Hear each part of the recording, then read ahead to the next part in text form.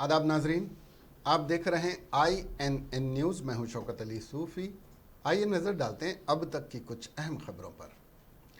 Returning officer Srinivas Reddy ने HICC में मुनक़्क़दा plenary इजलास में TRS सदर के ओहदे पर के चंद्रशेखर राव का मुत्तफ़िक़ा और बिला मुक़ाबला इंतख़ाब का ऐलान किया और बताया कि सदर के इंतख़ाब के सिलसिले में के चंद्रशेखर राव की तायद में और उनकी तरफ से पर्चे नामजदगी दाखिल की गई। जैसे ही श्रीनिवास रेड्डी ने सदर के ओहदे पर के चंद्रशेखर राव के दोबारा इंतखाब का ऐलान किया, जय तेलंगाना जय KCR के नारों से HICC हाल गूंज उठा।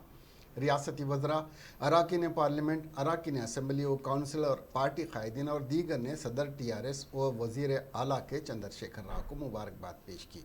वज़ीर आला के चंद्रशेखर राव ने उन्हें दोबारा पार्टी का सदर मुंतखब करने पर इजहार तशक्कुर किया। ఈ నెల 17వ తేదీన షెడ్యూల్ విడుదల చేయడం జరిగింది. నామినేషన్లకు విధించిన గడువు ఈ నెల 22వ తేదీ వరకు మొత్తం 18 నామినేషన్స్ సమర్పించారు. అన్ని నామినేషన్లలోనూ పార్టీ అధ్యక్షునిగా గౌరవనీయులు శ్రీ కల్వకుంట్ల చంద్రశేఖరరావు గారి పేరును ప్రతిపాదించారు. ఎన్నికల రిటర్నింగ్ అధికారిగా మొత్తం 18 నామినేషన్లు పరిశీలించిన పిమ్మట తెలంగాణ రాష్ట్ర సమితి నూతన అధ్యక్షునిగా ఏకగ్రీవంగా గౌరవనీయులు చంద్రశేఖరరావు గారు ఎన్నికైనట్టుగా హర్షధ్వానాల మధ్య ప్రకటిస్తున్నాను. నమస్కారం.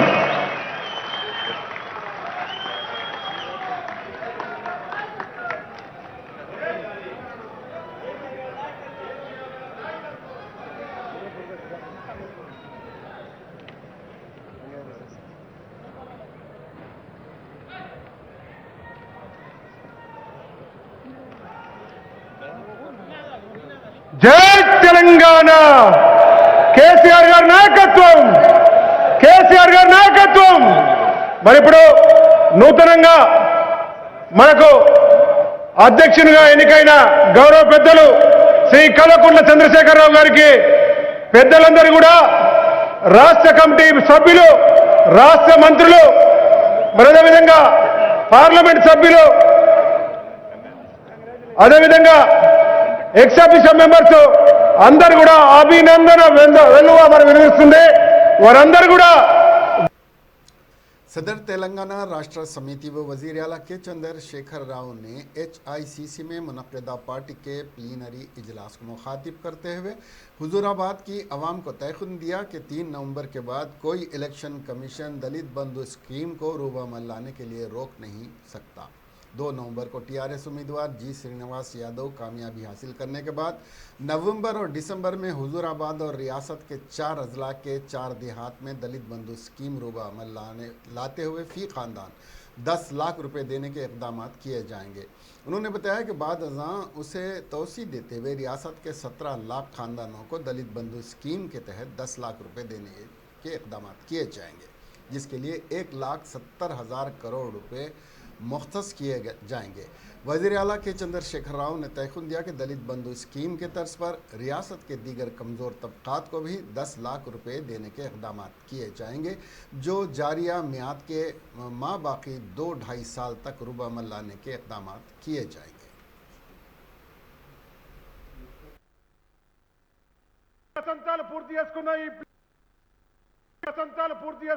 ప్లీనరీ మన ప్రియతమ నాయకుడు తెలంగాణ ముద్దు బిడ్డ మరి శ్రీ కల్వకుంట్ల చంద్రశేఖరరావు గారికి, గౌరవ ముఖ్యమంత్రి గారికి అందరూ కూడా స్వాగతం, సుస్వాగతం.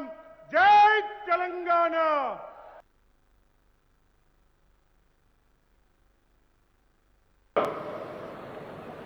ఇదే పందాలో మనం ముందుకు సాగుతాం. అద్భుతమైనటువంటి ప్రజా పునాది కలిగి ఉన్న ఏకైక పార్టీ తెలంగాణ రాష్ట్రంలో TRS అని చెప్పి మనవి చేస్తా ఉన్నాం. అనేక ఎన్నికలు చూస్తూ ఉన్నాం. ఒక చోట కాంగ్రెస్ పార్టీకి డిపాజిట్ రాని స్థితి, ఇంకో చోట భారతీయ జనతా పార్టీకి డిపాజిట్ రాని స్థితి. కానీ యూనిఫామ్గా కాగజ్ నగర్ నుంచి గద్వాల వరకు, జుక్కల్ నుంచి భద్రాచలం వరకు తెలంగాణలో నలువైపులా అద్భుతమైన ప్రజా పునాది కలిగి ఉన్న ఏకైక పార్టీ తెలంగాణలో టీఆర్ఎస్ పార్టీ. అద్భుతమైన భవిష్యత్తున్న పార్టీ, చాలా గొప్పగా ముందుకు పురోగమనించే ధృతి ఉన్నటువంటి పార్టీ. మీ అందరితో కూడా నేను ఒకటే ప్రార్థిస్తా ఉన్నా, మనం తలపెట్టిన కార్యక్రమం కానీ, మనం చేపట్టిన కార్యక్రమం కానీ అవరోధాలు ఆటంకాలు ఉన్నా, అనేక అనుమానాలు వెలువరించబడ్డా చాలా గొప్పగా సాగిస్తూ మనం ముందుకు పోతూ ఉన్నాం. ఇదే ధృతిని ఉద్ధృతిని ముందుకు కూడా కొనసాగించాలని నేను మీ అందరినీ ప్రార్థిస్తూ ఉన్నాను. ఇంతకు ముందే నేను మనవి చేసినట్టు ఒక వ్యక్తి వల్ల ఇది సాధ్యం కాదు. ఈ అద్భుతమైన ఆవిష్కరణలలో, ఈ విజయాలలో మనం అందరం కూడా భాగస్వాములు. के चंद्रशेखर राव ने HICC में मुनक़िदा 20वीं प्लीनरी सेशन को मुखातिब करते हुए बताया कि टीआरएस हुकूमत एक दो शोबे में नहीं बल्कि हर शोबे हयात में, चाहे वो बरखी या पानी सरबराही का मामला हो या IT शोबे को फ़रोग़ देने का मामला हो या मईशत का मामला हो, मुल्क की रियासतों में तेलंगाना मिसाली और नंबर 1 है। कि के चंद्रशेखर राव ने बताया कि मुल्क की किसी भी रियासत में दलित बंधु, रैतु बीमा रूब अमल नहीं है और ना ही ख़वातीन और बीडी वर्कर्स को वजीफ़े दिए जा रहे हैं। ये एजाज़ सिर्फ तेलंगाना की टीआरएस हुकूमत को हासिल है। उन्होंने दावा किया कि तेलंगाना के चारों हिस्सों के अजला में गुलाबी परचम लहरा रहा है।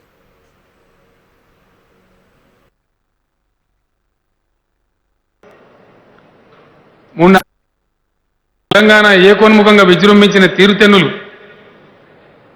ప్రపంచ ఉద్యమాలకే ఒక కొత్త భాష్యాన్ని, కొత్త బాటను, శాంతియుత పందాలో కూడా, అహింసాయుతంగా కూడా గమ్యాన్ని చేరుకోవచ్చనే ఒక కొత్త బాటను, కొత్త లక్ష్యాన్ని ప్రపంచ ఉద్యమాలకే మనం నిర్దేశించగలిగాం. ఇది చరిత్రలో తెలంగాణ ఉద్యమానికి, ఉద్యమకారులకు శాశ్వతంగా ఉండే కీర్తి అని చెప్పి ఎటువంటి సందేహం కూడా దాని గురించి అవసరం లేదని నేను మనవి చేస్తా ఉన్నాను. పెద్దలు పొత్తూరు వెంకటేశ్వరరావు గారు ప్రముఖ జర్నలిస్ట్, ఈ మధ్యనే వారు పరమపదించారు. మిత్రులు చాలా మందితో కలిసి 3-4 ఏళ్ల క్రితం వారి బర్త్డే ఉంటే వారిని స్వయంగా అభినందించాలని వారి ఇంటికి నేను వెళ్ళడం జరిగింది. ఆ సందర్భంలో వారు నాతో చెప్పారు, అనేక మంది కేంద్ర మంత్రులు వాళ్ళు కూడా నాతో చెప్పారు చాలా సందర్భాలలో, బ్రిటిష్ దేశంలో యుద్ధ సమయంలో బాగా రాణించినటువంటి విన్స్టన్ చర్చిల్ గారు తదనంతరం పరిపాలనా బాధ్యతలు స్వీకరించి వారు ఘోరంగా విఫలమయ్యారు. ఉద్యమకారులు, ఆందోళనకారులు రాజ్యాధికారాన్ని స్వీకరిస్తే జనరల్గా సక్సెస్ కారు. ఇక్కడ ప్రజలు తెలంగాణ రాష్ట్ర సమితిని, మీ నాయకత్వాన్ని విస్మరించి రాష్ట్ర పరిపాలనా सदर रियासती भारतीय जनता पार्टी व रुकने पार्लियामेंट बंडी संजय ने हुजूराबाद के अहरारा कुंटा में बीजेपी उम्मीदवार इटाला राजेंद्र की इंतखाबी मुहिम में हिस्सा लेते हुए रोड शो को मुखातिब करते हुए बताया कि नौजवानों की जानों की कुर्बानियों के बाद तेलंगाना की तश्कील अमल में आने के बाद केसीआर ख़ानदान ऐशो इशरत की ज़िंदगी गुजार रहा है। उन्होंने बताया कि केसीआर टीआरएस के सदर के ओहदे पर, केटीआर वर्किंग प्रेसिडेंट के ओहदे पर, Harish Rao standing president, Santosh Kumar sleeping president की हैसियत से काम कर रहे हैं। उन्होंने राय दहिंदों से कहा कि हुजूराबाद की तरक्की और टीआरएस हुकूमत के खात्मे के लिए इटाला राजेंद्र को भारी अक्सरियत से कामयाब बनाएं। नायब सदर तेलंगाना प्रदेश कांग्रेस कमेटी जी निरंजन ने बताया कि उन्होंने एक मकतूब GHMC कमिश्नर लोकेश कुमार को लिखते हुए इस बात की नुमाइंदगी की कि टीआरएस के प्लीनरी इजलास के मौके पर टीआरएस ने फ्लैगशिप बोर्ड्स जो शहर के अहम मकामात पर लगाए हैं वो कायदे और क़ानून की खिलाफ वर्जी हैं, क्योंकि GHMC ने अवामी मुकाम पर फ्लैगशिप, बैनर और इश्तिहारात पर पाबंदी आयद की है।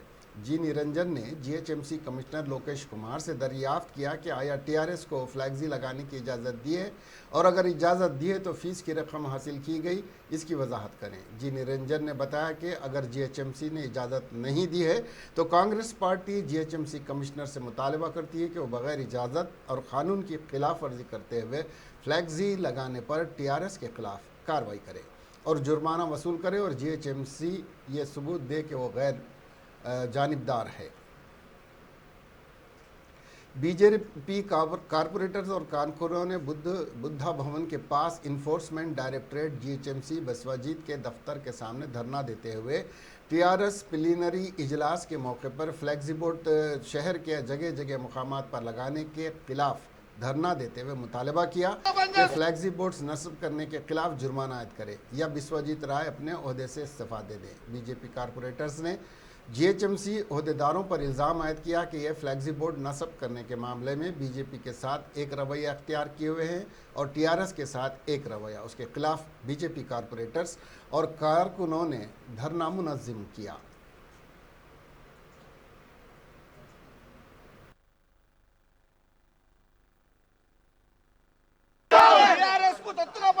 విశ్వజిత్ టిఆర్ఎస్ కు దత్తుగా పనిచేస్తున్న విశ్వజిత్ ఇదే మీ రాజ్యం దొంగల రాజ్యం మేము దౌర్జన్యానికి ఇంకేందుకు రాలేదు అధికారం మీకు లేదండి।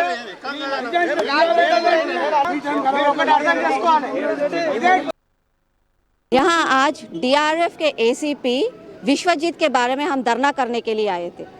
जो हमारे फ्लेक्सी है, नॉर्मल कॉमन मैन के जो फ्लेक्सीज लगाते हैं पब्लिसिटी के बारे में या त्योहारों के बारे में, उनको डीआरएफ के टीम कुछ ही घंटों में निकाल देते थे। लेकिन आज 4 दिन से टीआरएस के प्लीनरी के बारे में फ्लेक्सी है पूरे हैदराबाद में, बॉर्डर एरियाज में भी पूरे हैदराबाद में बहुत सारे फ्लेक्सीज है, लेकिन आज तक अभी तक डीआरएफ के टीम एक भी निकाले नहीं। क्यों? मैं यही प्रश्न करना चाहती हूँ विश्वजीत से, क्या आप टीआरएस के एम्प्लॉई है या आप पब्लिक सर्वेंट है? अगर आप टीआरएस के एम्प्लॉई है तो कुछ बात नहीं, ये आप पब्लिक डोमेन में आके आप बोलिए कि हम केसीआर के यहाँ काम करते हैं, हम पब्लिक सर्वेंट नहीं है, हम आपको छोड़ देंगे। अगर आप पब्लिक सर्वेंट है, अगर आपको पब्लिक पे कर रही है तो आप बाहर आके एक ही मुद्दे पर बात कीजिए। आप जो फाइन सभी लोगों को करते हैं फ्लेक्स के ऊपर 5,000, वही 5,000 आप केटीआर और केसीआर टीआरएस लीडर्स के ऊपर भी लगा के हमको वो बिल दिखाइए, पब्लिक डोमेन में आकर वो बिल दिखाइए, नहीं तो आप रिजाइन कर दीजिए। कभी भी हमारा भारतीय जनता पार्टी का फंक्शन था तो हैदराबाद में जितने भी फैसला लगाए 1 घंटे में पूरा निकाल दिए हो। आज उनका 20वां साबिक मरकजी वजीर व ट्राइबल कायद बलराम नायक रियासती वजीर आला के चंद्रशेखर राव के फैसले की मजम्मत की कि उनके जंगलाती इलाके में रहने वाले आदिवासियों को उनके ज़मीना से बेदखल करने का उन्होंने फ़ैसला किया है। मीडिया से बात करते हुए बलराम नायक ने कहा कि यूपीए दौरे हुकूमत में डॉक्टर मनमोहन सिंह ने पार्लियामेंट में एक्ट पास करते हुए जंगलात में रहने वाले आदिवासियों को कब्ज़े के साथ अराजियात के मालिकाना हुकूक दिए थे, जिसकी रोशनी में साबिक वज़ीर आला डॉक्टर YS राजशेखर रेड्डी मुत्तहिदा रियासत आंध्र प्रदेश के 1,85,000 आदिवासियों को भद्राचलम में एक तकरीब मुनक्किद करते हुए मालिकाना हुकूक अदा किए थे। मगर तेलंगाना रियासत में केसीआर जंगलात के फ़रोग़ के नाम पर आदिवासियों को उनकी ज़मीनात से बेदखल कर रहे हैं। प्राणादादा ये पूरे बिल के सोच समझ के एक अमेंडमेंट लेके आए। वो ऐसे अमेंडमेंट लेके आए कि वो अमेंडमेंट को हिलाना नहीं, एक ट्राइबल को अधिकार देने का, आदिवासी को एक अधिकार देने का एक रूल लेके आए। लोकसभा में राज्यसभा में लेके आके जब राज सेक्रेटरी साहब ने, यहाँ मुख्यमंत्री थे, कांग्रेस के गवर्नमेंट थी, जब राज सेक्रेटरी साहब ने भद्राचलम में, मैं भी जब MP था, हम भद्राचलम में 1,80,000 पे 5,000 पट्टे दिए लैंडों का। वो इंप्लीमेंट करने के बाद रोशैया साहब, किरण कुमार रेड्डी साहब पूरे इंप्लीमेंट करते हैं। आने के बाद जब TRS की गवर्नमेंट आई, जब से उन लोगों को फिनिशिंग डालना, वो पूरा लैंड को फिर ये करना, उन लोगों को हरासमेंट चल रहा आज तक। कल सीएम साहब ने असेंबली में बात करते हुए, फिर बाहर आके बात करते हुए आदिवासी के बारे में, उन लोग बाहर आ जाना, जंगल से प्लेन एरिया में आ जाना, वो जंगल एरिया में नहीं रहना, पहाड़ी एरिया में नहीं रहना बोल के सीएम साहब ने सवाल किया बोल के थोड़े पत्रिक जो हम पेपर में देखे। स्वास्थ्य मैं एक ही बोल रहा हूं, जो हमारे बड़े बुजुर्ग कोदंड रेड्डी साहब है, आज से नहीं, ये मुल्क को 100 साल से जानते हैं, जो कौन से नागरिकता में कौन से। तेलंगाना के निर्मल ज़िले के भैंसा टाउन में उस वक्त शदीद कशीदगी पैदा हो गई जब भैंसे के बस स्टैंड के करीब वाक़ अम्बेडकर के मुजस्समे को नामालूम शख्स ने नुकसान पहुंचाया। इससे दलित बिरादरी के अफराद बरहम हो गए और एहतजाज करते हुए आरटीसी बस के शीशे तोड़ दिए। मुलजिमान को कड़ी से कड़ी सज़ा देने का मुतालबा किया। एहतजाज करने वालों को पुलिस ने हिरासत में ले लिया। पुलिस ने कशीदा सूरत हाल के बाद भैंसे में सख्त सिक्योरिटी कायम कर दी है। एएसपी करण खर्रे ने कहा कि मुजस्समे को नुकसान पहुंचाने वाले शख्स को गिरफ्तार कर लिया गया है। पीडी एक्ट लागू किया जाएगा और मुलजिमान के खिलाफ सख्त कार्रवाई की जाएगी। उन्होंने भैंसा के अवाम से कहा कि वो पुलिस के साथ ताउन करें। एएसपी ने खबरदार किया है कि अफवाहें ना फैलाई जाएं और व्हाट्सएप ग्रुप पर शेयर की जाने वाली वीडियोस के खिलाफ क्रैकडाउन किया जाएगा। हालात के पेश नज़र भैंसा में दफ़े 144 नाफिज कर दिया गया है। फिलहाल भैंसे में हालात मुकम्मल तौर पर काबू में हैं। हाई कोर्ट में बुरहान खान झील उस्मान नगर के तजावुज़ात की समाअत के लिए सिर्फ 3 दिन बाकी हैं। जलपल्ली म्यूनसिपल हुक्काम अदालती हुक्म पर अमल दरामद के लिए मज़ीद वक्त मांगने पर गौर कर रहे हैं, क्योंकि घरों की बहुत सारी तादाद ज़ेर आबा है, जिसकी वजह से तजावुज़ात को दूर करना मुश्किल हो गया है। हाई कोर्ट ने मुद्दीराज संगम की तरफ से दायर केस की समाअत करते हुए, जिसकी नुमाइंदगी उसके सदर कालवा गणेश ने की, जुलाई में ज़िले बाला मंडल के वेंकटापुर गांव में झील के मुकम्मल टैंक की सतह के अंदर आने वाले गैर कानूनी ढांचे को हटाने का हुक्म दिया है। हुक्काम को कार्रवाई की रिपोर्ट 4 हफ्तों में दाखिल करने की हिदायत करते हुए अदालत ने मामला 27 अक्टूबर तक मुलतवी कर दिया था। आंध्र प्रदेश के ज़िले फिरंगीपुरम के एक बच्चे को स्कूल की फ़ीस अदा न करने पर क्लासरूम के बाहर भेज दिया गया। मासूम बच्चा क्लासरूम के बाहर दरख्त के नीचे बैठा हुआ है। जब उस मासूम बच्चे तालिब इल्म से पूछा गया कि वो दरख्त के नीचे क्यों अकेला बैठा हुआ है, तो उसने मासूमियत से जवाब दिया कि मैं दरख्त के नीचे इसलिए बैठा हूँ कि स्कूल में मेरी फ़ीस जमा नहीं कराई गई।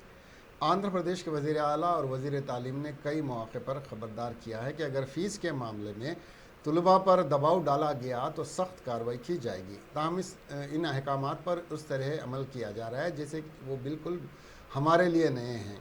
इसी तरह और भी इल्ज़ामात हैं क्योंकि उस पर बहुत दबाव डाल रहा है। इसके साथ ही बच्चे वालिदैन और शहरी इदारे चाहते हैं कि महकमे तालीम इस वाक़े के बारे में हकीकत मालूम करे और तलबा पर फ़ीस के लिए दबाव डाले बगैर जमात में दाखिल होने दे।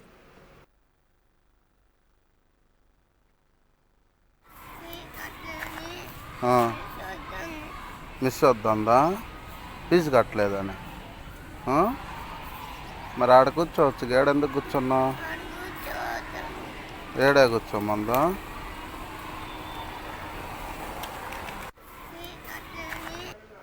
एक चौंका देने वाले वाक़े में रंगारेड्डी ज़िले के अत्तापुर पुलिस स्टेशन हुदूद के तहत यहाँ MM पहाड़ी से एक खातून और इसके 2 बच्चे लापता हो गए हैं।